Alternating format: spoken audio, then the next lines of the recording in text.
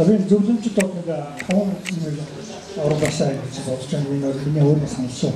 Нэгдүгээр энэ мэдээллийн технологи бичиг баримтын дээр бидний урагшаа гаргаж ирсэн бичиг баримт хандаад одоо гар утасны компани сүлжээ компьютер нэмэлт бичиг баримт байдаг. Тэгээд програм хангалтын бүтээгдэхүүн програм хангалтын компани талын нарийн мэдээлэл юусаа байдаг. Сая өнөөдөр чинь бид нар том мэдээллүүдийг харлаа. Тэдний компани байдаг хэдэн одоо идэвхтэй үйлчлээ гэж. Одоо гадаадд бол ер нь Монгол улс одоо гадаадын улсын програм хангалтын компанийн хөгжлөг бол маш олон үзүүлэлтээр бол гардаг шүү дээ. Экспорт хийдэг, импорт хийдэг, манай чинь экспорт байгаа шүү дээ. Програм хангалтын экспортч, импортч гэж байна. Тэр хөрөнгө оруулалттай компаниудын програм хангаж манайд ороод ирсэн байж 100% хөрөнгө оруулалттай авирал компани байж шүү дээ. Тэгээ энэ нарийн судалгаа нэгдүгээр засаж гаргаж чинь нарийн судалгаа нэгдүгээр байх нэгдүгээр асуудал. Хоёрдугаар компани хөгжлөг баярсан програм хангалтын компани хөгжлөг. Бид түрүү ярьлаа. Гадаадын компани манайд ороод ирчээ. Би өөрөөр манай төсөлтөөс нэг үйлчлэлийн компани ажилладаг. Тэр улсын компанид ажиллаж байна. За ер нь одоо компани хөгжүүлээгүй. Ер нь хөгжингөө оронд бол 100% хөрөнгө оруулалттай компанид энэ оруулах зөвшөөрдөг шүү дээ. Заавал одоо хамтарсан. Заавал үндэсний нэг компани жигээр чавчууд нь оруулдаг. Тэгжээч тэр хөгжүүлдэг. Одоо хондоо манай програмчдууд бол гадаадын компанид ажиллаж байгаа гэдэг чинь бол програмчдын төвшинтлөө өөрийгөө сайжруулж байгаа тул компани төвшинт энэ талын хөгжил байдаг. Тийм учраас гадаадаас нуу хааны суралцыг үл одоо програм хангалтын компани бол заавал Монголын компанитай хамтарсан байх гэсэн ийм юм шаардлага яаж юм усаас нэг ийм дараагийн бас нэг өөрчлөлт бол төслийн тухай гэж байна. Одоо програм хангалтын төсөл бол одоо Монголын компаниуд ч хийж байна. Бас томоохон компани өөрсдөө бас софтвер багтаа олчлоо шүү дээ. Нэг хэсэг бол програм хангалтын Монголын компаниуд хамаадаг гэсэн. Нэг хэсэг компаниуд чинь өөрсдөө гүйн компани юу одоо том компаниуд чинь өөрийн гэсэн багтаа болоод нэг яваадсан. Одоо энэ хамтран улсын өөрчлөж байгаа шиг байна да. Тэгэхээр энийг бол програм хангалтын энэ төслүүдийг яаж хийх вэ гэхээр нэг талаас нь захиалагч, нэг талаас нь гүйцэтгэгч байна. Захиалагч бол гүйцэтгэгч 100% төслийнхөө төсвүүд өгчдөг. За энийг бол яаж сайжруулах вэ гэхээр бол төслийг эхлүүлэх тэр төсвийн нэг хэсэг бол төсөл эхлүүлэх шаардлагыг одоо баталгаажуулах. Хөндлөнгийн энд бол мөнгө зах. Хоёрдугаар төслийг хүлээж авах бол хөндлөнгийн одоо байгууллагуудаа хүлээлгэж байгаа. Тэр бол төсвийн зарим хэсгийг зарцуулдаг байвал чанартай програм арчиг гарах гэж бодож байна. Тэгэхгүй бол одоо манайхаас бол энэ манай улсын байгууллагууд програм захиалдаг өөрсдөө мэргэжлийн хүмүүс биш шаардлага бичиж чаддгүй. Тэгэхээр софтвер компаниуд бол тэрнээ таарсан хийчихэд ингэ яваад. Тэгэхээр энийг бол бас мэргэжлийн шин сайжруулалтаар байвал төслийн одоо эхлэл төгсөл хоёр дээр бол хөндлөнгийн одоо мэргэжлийн байгууллагаар хяналт тэр төсвийг бол тэр ажил хийсэн ийм байдлаар оруулъя гэсэн. Одоо дөрөвдүгээр бол юу гэж байна? Одоо сайклаад компьютер одоо тийм хэлсэн салбар болгон бол жишээ нь боловсролын салбар ангаах үржин өөрөөр компьютерээр өөрөөсний кадавтаа болмоор гэсэн юм дээр яасан. Дээр нь одоо энэ секретийн хамгаалалт байгууллагын тус тустай хамгаалалт хийх бас зарлах гэдэг шүү дээ. Тэгэхээр энийг бодхон төвшөнд одоо ярьж одоо нэгдсэн одоо хамгаалтын систем хийх хэрэгтэй юм тийм ээ. За кадавтыг бол бас ашигтай бол одоо өөр эдгээр судлаачдад зөвлөж нээлттэй байдаг юм байна. Ийм асуулттай байдаг. Судлаачдад ажиллаж байгаа улсын хэмжээнд хийх хэрэгтэй юм гэсэн мэт.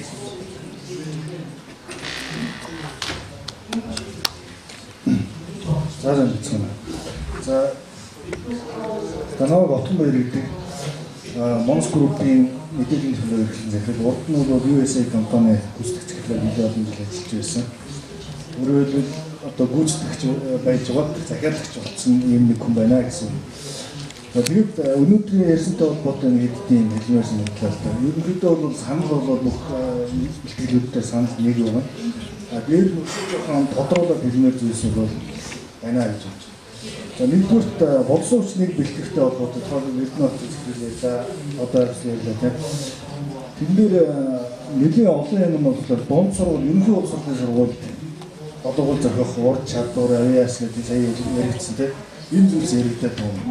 Энэ бол миний бодлоод нэг юм зүйл байна. Энэхтэй зөвхөн миний бодол биш юм. Ер нь дунд сургуулийн 1-р ангиас их мэдээлж хичээлийг ордог болмоор байна гэсэн юм санаа. Өөрөөр хэлбэл яг ийм хандлагууд ихэлсэн байна. Тухайн англи улс одоо тооны хичээлийн 1-р ангид ордог математик тийм 1-ээр юм нэг тэмцээ 2-оор 1-р ангид зааж болж байна. Мэдээж болно. Хялбар алгоритмыг бодно. Бүгд 3-р ангид өгдөгтэй боддог тийм. Тэгэхээр энийг бол 3-р ангид заахад ямар ч асуудал юм. Тэр нь олон улсын програмчлалууд дээр болдог. Хэдэн настай хүүхдүүд төрөлдөх болдог 14 тавтай хүүхдүүд төрөлдөх шүү дээ. Тэгэхээр өөрөөр түрүүч бас хэлсэн. Одоо ингээд 10 дугаарыг төгсөх мөт нь шууд ажилд авч байна. Энийг бол аягүй их дэмжиж байна.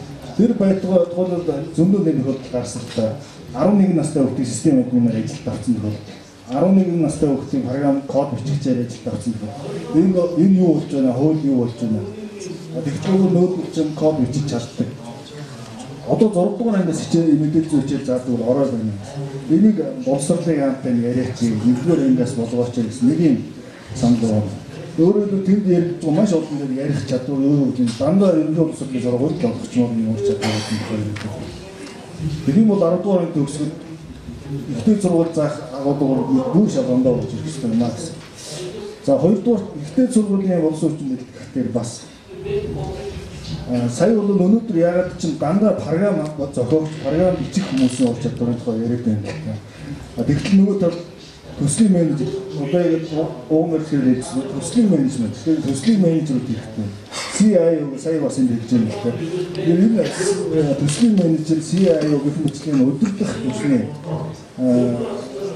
ур чадварыг одоо IT-ийн чиглэлээр гэсэн үг. Олох гэдэг бол нөгөө талаа зааны захиалт хийх нь шаардлага болтгоо өнөөдөр бүх юм чинь засах их тэндээс ихнэ гэж байна.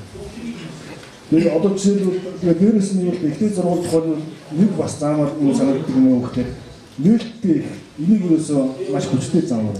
Өөрөөр нээлттэй их хөгжүүлэлт хийснээр тэр хүмүүсийн профайл нь онлайн ертөнцид үүсч байдаг.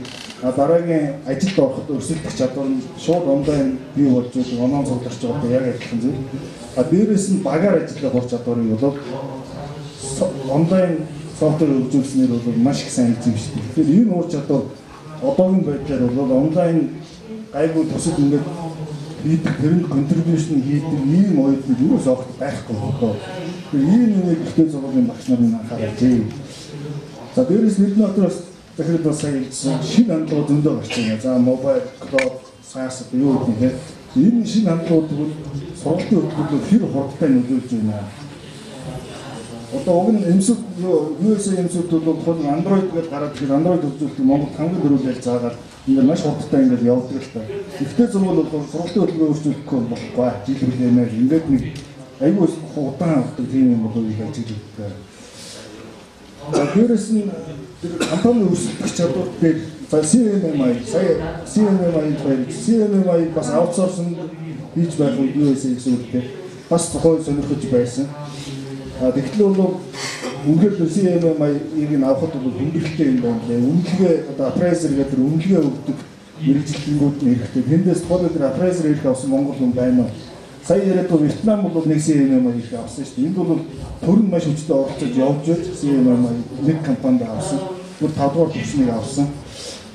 Тэгээд Японоос аутсорсинг ажлыг маш сайн авсан гол компани бол тэр CMMI авсан компани байдаг л дээ. Тэр CMMI-г одоо Монгол ямар хэвчээ би өөрөө мэдэхгүй болчихсон. Өөрөөр үнэлгээний компани нэг удаа авчирдаг, дахиад авчирдаг, 2 удаа үнэлэлт зөвлөгөө авдаг, энэ зөндөө зардал гардаг. Эсвэл үнэлэх чаддаг хүний мэддэг юм байна.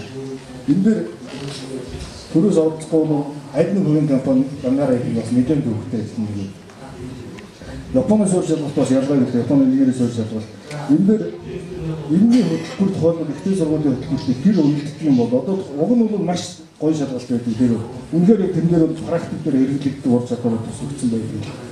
Япон хамгийн өндөр 12% гэж. Миний бодлоор арай өндөр байсан юм байна. Япон 20% байдаг. 5 оны нэг нь тэнцээд байдаг байхгүй. Гэхдээ тэр чинь оролцож байгаа хүн яадаг вэ гэхээр зүгээр компаниас нь явуулчихдаг.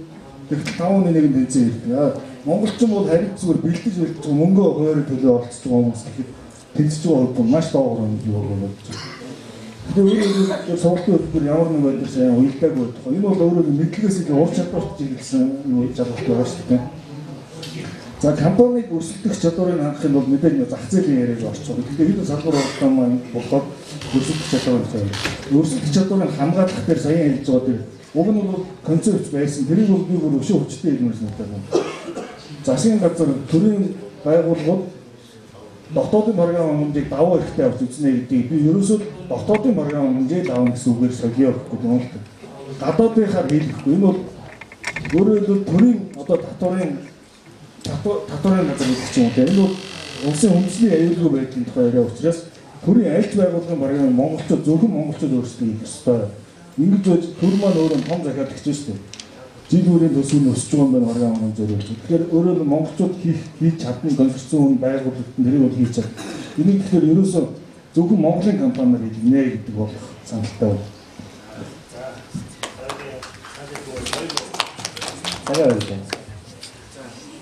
За би товч яриа. Ботмой дэвтэр нэг өгсөн байна. Адилхан сэхтэй байна. Миний барь яри гэсэн болох нэг ярьчлаа. Тэгэхээр би нэг миний нэр алтангэр шүтээс мэдээ салбарын технологийн сургуулийн технологийн төвийн захиалга хийдэг. За нэгдүгürt одоо ерөөсөө сая ярьж шүү дээ. Ихтэй сургуулиуд бол гэдэг шаардлага гомдогчлыг бэлтгэхээр явж байгаа. Тэгэхээр энэ бол хоёр талтай байна. Нэгдүгürt ер нь одоо энэ бэлтгэл яагаад энэ мөн гомдогчлыг гаргах тийм асуудал болов суур дагав. Бид нар болохоор мэдээлэл зүүн сэтгэлгээ хэрэглэхэд 10 жил бол сүлжээ хөгдөд болж байгаа. Тэрнтэй холбоотойгоор ерөнхийдөө сургалт бас жоох сур тартаач юм явж шээ. Тийм жишээлбэл сайн хүмүүс бол орж ирдэг зэрэг өнөөдөр одоо Монголд өсөж, Google ажиллаж байна, IBM ажиллаж байна, Microsoft ажиллаж байгаа бүшгүүд бол маш их байна шүү дээ. За тэгэхээр энэ дээр одоо мэдээлэл зүйн хөтөлбөрийг боловсруулах гэдэг нь манай мэргэжлийн байгууллага бас яам таач юм уу зөвлөдөг. Ерөнхийдөө яаж явах вэ? Энэ тал дээр саналаа оруулах зүгээр юм шиг. Бид машин дэдэх саналаа өгвөл ном гаргаад яваад байна шүү. Нэгдүгээр асуудал юм байна. Тэгээ яг би энэ дээр санахад бид бас дэмжих талаар хүүхдүүдийг өсөлтүүлээд юм програмчтай олимпиад ч энэ зүйлүүд явуулдаг. Гэтэл манайд математик физик бол маш өндөр түвшинд өгсөн.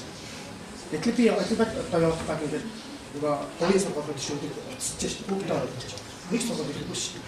Самч ирэхгүй, олон ирэхгүй. Тэгээ өнөөдөр яг олимпиадын хөгжөлтэй харахад Сэлэн аймагаас дүнжээ Баян өнгөрөө хөгжиж 20 онд орж Заматуркаас хоёрт орсон. Тэгээд үлдсэн дарахын хөгжил. За ийм маягаар байна. За хоёрдугаар асуудал бол ихтэй сургууль дээр дэлгүү байх хөх. Ерөөсөө сургуульч юу санах хөтөлбөрс. Тэгэхээр би ихтэй сургууль юу заах юм. Сургалтын төвж юу заах вэ гэдгийг бас яг зааглалмаар. Тэгэхгүй болохоор сургалтын төвд бас татаа угаачдаг. Ихтэй сургууль тийм. Гадна бол чинь заахтай ялгаатай байгаа шүү дээ. За ийм байна. Дээр мэрэгчлүүдийг яаж үнэлэх вэ гэхээр бид ерөнхийдөө сертификат гэдэг нэг шаарддаг байх хэрэгтэй. Одоо улсын тийм системд орох хэрэгтэй. Тэр үед яаж ирэхээр бид хөндлөнгийн үнээр үнэлгээ тогтоох гэж шүү дээ. Тэгэхээр энэ талыг бол анхаарах хэрэгтэй байна. Байгууллагууд ч гэсэн ерөнхийдөө ажилтсан октоор энэ багийн сертификат гэдэг нэг шаарддаг байх зүгээр болов. За талбарт бол төрөөс бас ерөнхийдөө ажил гаргаж өгдөг байх хэрэгтэй байна. Компаниудад дэвжих юм. Тэгжиж IT компаниуд цаашдаа хөдөө орж өгч боломж бүрдэх байна. За анхаарал тавьсан. За бүгдийн нэг мэдээ. За болтой хэрэгтэй. Одныг хоёр асуудал. Нэгдүгээр тэр яг өнөөдрийн салбар хурлааны нэр нь өрсөлдөх чадвар гэж байгаа. Тийм болохоор өрсөлдөөнөөс юу бий болох вэ? Чанар бий болох. Чанараас брэнд бий болно. Тэгээ ягаад Монгол брэнд бий болохгүй нэ гэхээр өрсөлдөөн байхгүй наа гэж би хэлэх гээд байна. Яг өрсөлдөөн юунд байх вэ гэхээр жижиг болон дунд компаниудын дунд өрсөлдөөн байна. Том одоо нэг IT зоон ч юм уу эсвэл интерактив компаниуд болохоор өөрсдөө брэндээ бий болгоод enterprise төвчний системүүдийг хөгжүүлээд явж байна. Дунд бол жижиг компаниуд ягаад өрсөлдөөн байхгүй нэ гэхээр энэ компаниуд нэгдэр цэцэрлэг илүү нэг читгэн тоолоос ирсэн гэж чадахгүй наа. Яагаад гэхгүй нөхөр яг захиалга орж байгаа тэр нэг арга барил нь болохоор нэг өрсөлдөө бий болохгүй байхгүй. Яагаад тэгэхээр нөгөө жижиг болон дунд компаниуд болохоор захиалга яаж авдаг вэ? Дандаа танил талаараа болдог. миний найзаагаар би нэг програм байна. Энийг чиний цаасан дууслаад өгөөч. Танай компани ийм програм хийж өгөө. Танай байгууллагын энэ үйлчлэгийг чи би захин болгож өгье. Тэгээд ийм програм хийж өгөө гэх юм уу. Тиймгүй байдлаар ингээ хандаад байхгүй яг тийм өрсөлдөө байхгүй. Тэгээд дандаа нэг найзан дундаа ч юм уу эсвэл тань татаараа тийм жижиг болон дунд компаниуд захиалгоо хийж, тэгээд захиалгоо олцоод тэрийг үйлдвэрлээд нийлүүлээд нэг жоох хэвлэг болоод тэрүүгээр ажиллаж салин тавиад тэгээд дараагийн захиалгаа олоход дахиад нэг найзуудаа явуулдаг. Тийм болохоор энэ жижиг компаниудын өрсөлдөөнийг бий болгоё. Яг бий болох вэ гэхээр энэ хэрэглэгчдийг мэдээлэл тавья. Одоо яг нөгөө энэ садруу хурцаанд болохоор өрсөлдөөнийг яаж бий болох вэ гэдэг талаар нэг итгэл тавьсан бүлэгч юу яахгүй. Өрсөлдөөнийг бий болгох бол хэрэглэгчдийг мэдээлэл хангах. Яаж хангах вэ гэхээр нөгөө одоо шигээ зах зээлийн төрлийн програмууд юм шүү. Ийм програм танай компани ийм үйл ажиллагаанд чинь тогтсон байх шүү гэдэг тийм нэг мэдээллийн нэг тийм нэгдсэн баастай болохгүй. Одоо шиг нэг байгууллагын дарга би үйлчлэгээ захин болгох гэсэн юм аа гэдэг нэг найзаас өгөөд найз нь цаашаа таньдаг IT-ийн компанийнхаа нэг нөхрөөс гоодог нөгөөх нь хурж ирээд танаад миний энэ програм яг тохирно гэж шууд хэлдэг. Тийм болохоор нөгөө нэг өөрсдөө байх болохоор нөгөө нэг програмууд чанартай бий болохгүй. Тэгээд дандаа нэг чанаргүй яг ижлэхэн төвчний баахан дайцхан садуугийн програм баахан адилхан хүний нөөцийн програм баахан дайцхан госын програмууд гэдэг. Тэд нь бүр ерөөсөө нэг тийм нэг өөрсдөө байх болохоор яг хэмдэ байгаад ирдэг. Цаашаа чанарчгүй. Тийм болохоор нэг надад би миний хөтөлбөр санал гэхээр нөгөө тийм нэг зах зээл дээр байгаа програм хангамжуудыг нэгдсэн нэг мэдээлэл саналтай болгоё. Тэндээсээ аж ахуй нэгжүүл яг надад ийм төрлийн програм хангамж хэрэгтэй. Тэгээд тэр мэдээлэл сангаасаа хагаад энэ доторх юм байна гэдэг тэр сангаасаа ингээд сайн програм хангамжийг ингээд түүгээд аваад ивэл мэдээлэл дуусна нөгөө тэр тоондээс тэр санд чинь нөгөө компаниуд өөрсдөө бүтээхүүнийг чанартай бүтээгдэхүүнээ байрлуулахад бол мэдээж програмаа илүү сайн хөгжүүлэх, илүү чанартай бүтээгдэхүүн тавиад тэрийг хэрэгжиж болох юм аа. Ийм санал байна. Өнөөдрийн шуулганаар хэлцэж байгаа асуудал бол яг харахгүй олон жил үлдээсэн. Үйлчлэгийн салбарын хүмүүсийн төдийж ирсэн асуудлуудыг гаргаж ирсэн санал ашиг болохтой болж байна.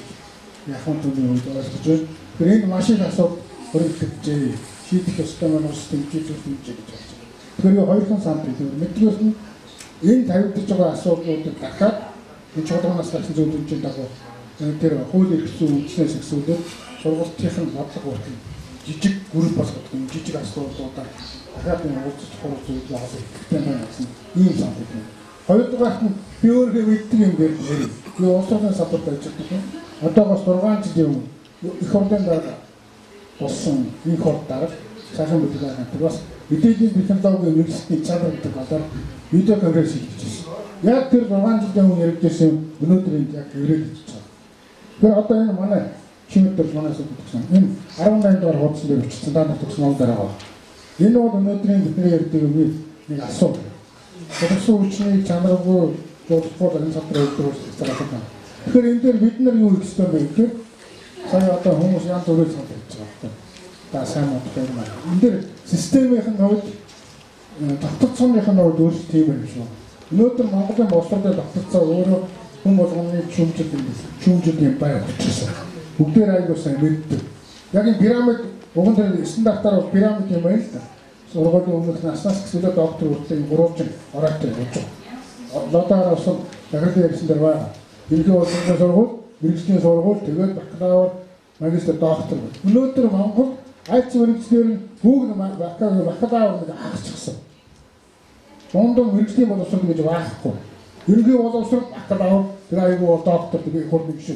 Тийм өрөөдөд хэцүү амбицэд хэцүү зүйдэхэд хэцүү ийм амьдралаар 20 жил явж шээ. Тэгэхээр би ямар сан бэлтгэх гэдэг вэ? Боловсролын яам боловсрол стандартын багц гэдэг юм аа. Ямар мэрэгчлээ бэлтгэх гэдэг тухайн мэрэгчлийн сургуулиуд сандаа гаргадаг юм аа. Энэ дээр нь манай одоо өнөөдөр энэ IT-ийн салбарыг нээж байгаа. Энэ дээр нь одоо мэдээд тийм технологи шууд харилцааны холбоонд гадар бас төлөвлөж байгаа өөр хувийн хөгжлийн ямар нэгэн үлдэх гэдэг байгаа. Тэр нь олон улсын стандартад таарч байгаа үгүй юм уу? Түүнийг их сургуулиудаас сургуулийн байдлаар ажиллаж байгаа хүмүүс чинь нэг ном хараад эсвэл нэг ийм стандарт байдаг юм нэг хэрэгжүүлэхэд зүтгэж явж байна. Энэ тал дээр нэг хамтарсан дахиад нэг уулзалт хийх ёстой юм байна. Тэр нь болохоор яг Монгол хэрэгтэй IT-ийн мэргэжилтнээс Ганбаатарчтай хэрэглэж шүү. Чиний олон хотон баяр байсан. Тэр embedded системийн програм бичдэг хүмүүсээс эхлүүлээд одоо код бичдэг хүмүүс. Тэгэхээр бид нар бол хувийн хвшилтэйгээр ихтэй сургуулийн байгууллагууд бүгдээрээ сургуулийн төлөвлөгөөнөөс эхлүүлээд явмаар юм шиг байна хамтарч ажиллах. Энэ IT-ийн чиглэл. Нэг нь болохоор нэг нь бол International ICT Camp байгуулъя. Нөгөөх нь болохоор одоо энэ ордгоо шиг яг програмчлаа зөвхөн програмчлал бол ганцхан багийн тоглолт гарахгүй. Яг багаараа дүнгийн гаргаж байгаа. А гэхдээ одоо бүтээлийн тийм урдаануудыг судлаад наан тэр урдаанд зохион байгуулдаг байя. Тийм бол бидний өрсөлдөх чадвар сайн ажиллана. Яа сайн байна. Намайг томор гэдэг түрүүч одоо хэрэгжээ чадварлыг болгосон хүчин гэдэг нь ерөөсөй байнгын хэрэгжиж бараг чихэн буяатай юм шиг одоо ирлээ. Тэгэхээр энэ чадварлыг болгосон хүчин бэлтгэхийн тулд нэг номерын асуудал юу вэ гэж өөрөөсөө асуухад бор хичээл гэж хэлмээр байна. Тэгэхээр Монгол улс бол IT хөгжөөд яг компьютерийн мэргэжилтэн яг хичээлээр үйлчлэжсэн сүүлийн 20 жил байна. Бидний тав бүхэн санал босгоод өнөөдөр ижилүүд бол үндслээ бол технологийн олон санал гаргах баг гэж санал гаргахад шаардлагатай мэдээлэл өгөх байг ижилүүд байсан. Авс осогийн үед бол угаасаа бүтээгдэхүүн өрсөлдсөн туршлага байхгүй учраас туршлага ярих, орлого ярих авс осог гэж таарад байна. За ингээд бид нэр одоо зөвлөж байгаа боловсруулаад нэгдсэн уралдаанд танилцуулга болно. Та бүхэн зөв авсаж байна.